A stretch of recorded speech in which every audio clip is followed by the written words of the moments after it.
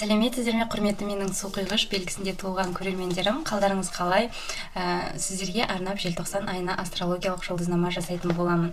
Енді ең бірінші тоқталатын мәселем бұл сіздердің асцендент белгілеріңізде. Мен әрдайым айтам, асцендент белгісі бойынша қараңыздар жұлдызнамамды деп. Бір кісі жазып қойыпты, асцендент белгісі бойынша қарайын ба, жоқ ай белгім, күн белгім бойынша қарайын ба, қайсысы бірін қараймын деп. Енді ол туралы толығырақ мен өзімнің интенсивімді айтатын боламын. Егер ойларыңыз болса, астрологияға қызығушылықтарыңыз болса, жалпы қызығушылық деп айтпаймын, астрология менің ойымша кез келген адамға керек, өзін терең түсіну үшін, жалпы өзінің өміріне қандай да бір анализ, синтез жасау үшін астрологияны әрбір адам түсіну керек деп ойлаймын негізі. Әрине сіздерге қызық болса, интенсивқа жазылыңыздар, 4 күннің ішінде астрологияны түсіндіріп беретін боламын, түсініп шығасыздар. Енді асцендент бойынша қараңыздар деп айтам, өйткені асцендент бұл өте маңызды. Өйткені асцендент бұл сіздердің осы өмірде, осы қоғамда әрекеттеріңізге жауап береді. Сіздердің қалай әрекет ететіндеріңіз, сол үшін асцендент өте маңызды. Асцендент бойынша да қараңыздар салыстырмалы түрде. Өздеріңіздің асценденттеріңізді білмесеңіздер, астында Telegram, Instagram каналдарым көрсетілген, сол жаққа ссылка бар, сол жаққа тіркеліп, сол жақта жазсаңыздар анықтап беремін мен. Және де Instagram каналымда видео форматында, ал Telegram каналымда жазбаша форматта көптеген ақпараттар беремін. Әрбір белгіге қатысты сол жаққа тіркеліп алыңыздар, қосымша ақпараттарды сол жақтан көресіздер. Мына YouTube арнамда мен тек қана осы айға арналған жұлдызнамалар ғана шығарамын. Енді 1 желтоқсан күні ай туылатын болады сіздердің 11 секторларыңызда, мерген белгісінде. Енді айдың кез келген фазасы өте маңызды. Өйткені ай біздің сезімдерімізге, біздің окружениямызға жауап береді. Сол үшін айдың туылуы болсын, толуы болсын өте маңызды. Біздің эмоциональный жағдайымызға әсер етеді. Енді 11 сектор болғандықтан бұл сіздердің достарыңызбен байланысты қандай да бір ситуациялар болуы мүмкін. Және де сіздің онлайн сфера бойынша қандай да бір мәселелеріңіз болуы мүмкін. Әркімде әртүрлі жағдай болады. Жалпы плюс-минус 3 күнге дейін әсер етеді айдың толуы. 1 сектор бұл адамның арман тілектері, адамның жоспарлары алдыға қойған. Мерген белгісі бұл жалпы өте позитивный белгілердің бірі. Сондықтан осы кезде өзіңіздің қиялыңызды еркіне жіберіңіздер, былайша айтқанда. Өйткені мерген белгісі бұл философтардың белгісі деп айтамыз. Мерген белгісі жаңағы ойлануға өте жақсы. Яғни қандай да бір мәселелер болса, өміріңізде сол мәселелер бойынша көбірек ойланыңыздар осы кезде. Сол мәселелер бойынша қадамдар жасаңыздар. Өйткені мерген белгісі сіздерге қандай да бір күш беретін болады, ішкі күш, оптимизм беретін болады. Бәлкім осы уақытқа дейін қорқып жүрген, жаңағы бата алмай жүрген, не решация етіп жүрген бір жұмыстарыңыз болса, осы кезде бастасаңыздар болады. Мерген белгісі сіздерге оптимизм береді, күш береді, яғни өзіңіздің ойыңызда бар армандарыңызды жүзеге асырып жіберуіңіз мүмкін. Немесе соларға бір қадам жақындайсыздар осы кезде. Сол үшін осы моментті қолдану керек.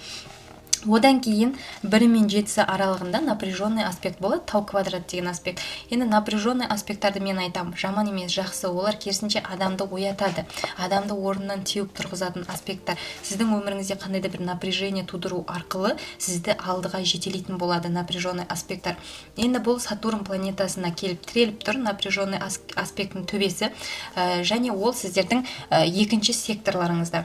Енді 2 сектор бұл қаржы секторыңыз. Егер сіздің қаржы секторыңыз бір нестабильность болса, розовый очки болса, оның бәрін шешіңіз осы уақытта. Сатурн планетасы сіздерден жауапкершілікті, табандылықты талап ететін болады. Өйткені Сатурн планетасы бұл бізде бір үлкен шалға теңесек болады, жаңағыдай бір қатал бір шалға теңесек болады. Жалпы осы Сатурн планетасы сіздердің белгінің 2 управителі, басқарушысы. Сондықтан сіздерге бұл аспект қатты әсер етуі мүмкін. Яғни қаржылық жағдайыңызға байланысты қандай да бір қиыншылықтар болуы мүмкін, напряжениялар болуы мүмкін, кішкене конфликтный ситуациялар болуы мүмкін. Сондықтан осы жерде өзіңіздің не қалайтыныңызды жаңағыдай анықтап алыңыздар. Өйткені қазір сіздердің 2 секторларыңыз нестабильный. Мынаны хочу или ананы хочу деп өздеріңіз кішкене білмей жүрген жайыңыз болуы мүмкін. Сондықтан бұл жерде нені қалайтыныңызды нақты таңдаңыз. Либо мына жолмен кетем, либо мына жолмен кетем деген сияқты. Бұл өте маңызды. Соны сіздерден жаңа Сатурн талап ететін болады. Одан кейін 7-сі күні бізде Марс планетасы ретро қозғалысқа кіретін болады. Жалпы Марс бұл біздің энергиямыз, біздің активтілігіміз. Және Марс қазір ретро болған кезде оның энергиясы түсетін болады. Енді бұл сіздердің 7-ші секторларыңыз болғандықтан кішкене өз-өзіңізге деген сенімділігіңіз төмендеуі мүмкін бұл кезде. Жаңа қарым-қатынасқа келгенде өзіңізді кішкене төмен сезінуіңіз мүмкін, кінәлі сезінуіңіз мүмкін. Осы кезде сізді кінәлау өте оңай болады. Сіз қатты уязвимый боласыз. Яғни сіздің партнеріңіз, жұмыс партнеріңіз болсын, мейлі жеке өмірдегі партнеріңіз болсын, барлық кінәні сізге арта салуға жақын болады. Яғни сіз барлық кінәні мойындай саласыз, былайша айтқанда. Енді бірақ былайша айтқанда сіздер жаңағы бой бермейтін белгілердің бірі сіздер ғой, енді өздеріңіздікінде тұратын, бірақ осы кезде кішкене уязвимый боласыздар, жаңағы айтқанымдай. Сол үшін өзіңіздің позицияңызды тік жолда ұстауды ұмытпаңыздар. Кез келген ситуация сізге қандай да бір адам давление көрсететін болса, қысым көрсететін болса, жаңағыдай қатты басылып кетудің қажеті жоқ. Өзіңіздің жаңағы ойыңызды ашық айтыңыз, өзіңіздің ойыңыздағы нәрсені айтуға қысылмауыңыз керек бұл кезде. Ең басты нәрсе сол. Кішкене Марс планетасы ретро қозғалыста болған кезде сондай қарым-қатынаста конфликтный ситуациялар болады. Одан кейін 8-і күні Венера ақшаның, махаббаттың, комфорттың планетасы сіздердің бірінші секторларыңызға кіретін болады. Жалпы Венера бірінші секторға кірген кезде қандай да бір странный өзгерістер жасауыңыз мүмкін.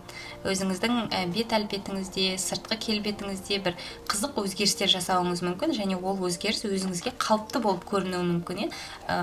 Басқаларға ерсі болып көрінуі мүмкін, бірақ сіз үшін ол қалыпты нәрсе болып көрінуі мүмкін. Сондай бір өзіңізге ұнайтын нәрсені жасауыңыз мүмкін. Сондай неординарный нәрсе. Одан кейін 15-і күні бізде ай толатын болады. Бағана айттым, айдың фазасының кез келгені маңызды. Өйткені бұл біздің эмоциямызға әсер етеді. Енді бұл сіздердің 5-ші секторларыңызда толатын болады. 5-ші сектор бұл сіздің балаларыңызға қатысты қандай да бір мәселелерге шешім жасайсыздар. Жалпы айдың толу кезіне шешім жасаңыздар. Өйткені осы кезде сіздер барлық картинаны бір-бірімен ұштастыра аласыздар. Өміріңізде болып жатқан ситуацияларды ұштастыру арқылы шешім қабылдау сіздерге оңай болады. Бұл жердегі шешімдер жаңа той-томалақ мәселесіне қатысты болуы мүмкін, сіздің романтикалық партнеріңізға қатысты болуы мүмкін, одан кейін сіздің балаларыңызға қатысты болуы мүмкін. Енді әр адамның картасындағы аспекттарына байланысты. Бұл жерде сіз ұзақ қарым-қатынаста болған өзіңіздің партнеріңізбен жаңағыдай ажырасуыңыз мүмкін, немесе ұрысып қалуыңыз мүмкін, екі жаққа кетуіңіз мүмкін.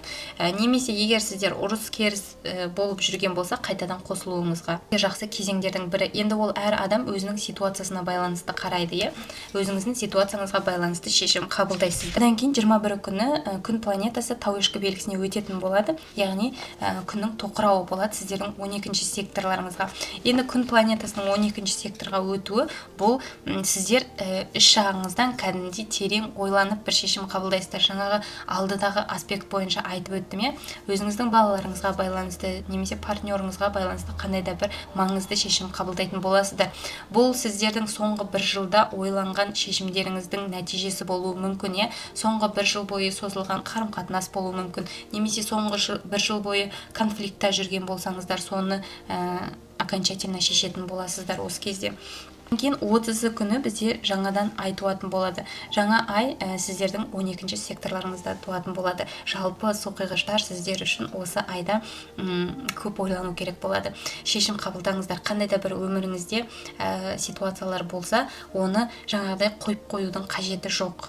Сол мәселесін жаңағы сыздықтатып қоятын мәселелер болады ғой, болса болады, болмаса болмайды деген жүрмейді бұл жерде. Міндетті түрде сол мәселені үзілді-кесілді шешіп тастауыңыз керек. Егер сіз ол мәселені шешіп тастамасаңыз, онда сіз ары қарай ни туда, ни сюда болып қаласыздар. Сондықтан сондай мәселелер болса, қолыңызға алыңыздар, шешіңіздер. Жалпы сіздер үшін осы айда жауапкершілік алу керек өз мойындарыңызға, ішкі жақтарыңыздан терең ойланатын боласыздар. Жалпы жауапкершілік алыңыздар, соқиғыштар, өздеріңіздің проблемаларыңызды осы айда шешіңіздер, келесі жылға оны арқалап бармаңыздар. Міне сіздерге арналған астрологиялық жұлдызнамам осындай. Міндетті түрде каналыма тіркеліп, лайк басып, қолдауларыңызды білдіріп кетуді ұмытпаңыздар. Келе жатқан жаңа жылдарыңыз құтты болсын. 2025 жылға тап-таза болып, бүкіл шешімдеріңізді қабылдап, жаңадан жаңадан аяқ басуларыңызға тілектеспін. Және де ұмытпаңыздар, Плутон планетасы сіздердің бірінші секторларыңызға кіріп жатыр. Ол туралы алдыңғы видеоларымда да айтып келе жатырмын, қақсап айтып келе жатырмын ғой, бірінші секторларыңызға кіреді. Сондықтан бұл сіздер үшін өте маңызды болады. Сіздерде жаңа этап басталады. Жаңа өміріңізде жаңа этап, до и после болып өзгереді өмірлеріңіз. Сондықтан бүкіл проблемаларыңызды осы 2024 жылда қалдырыңыздар. 2025 жыл сіздерге тек жақсылық алып келсін. Келесі кездескенше сау болыңыздар.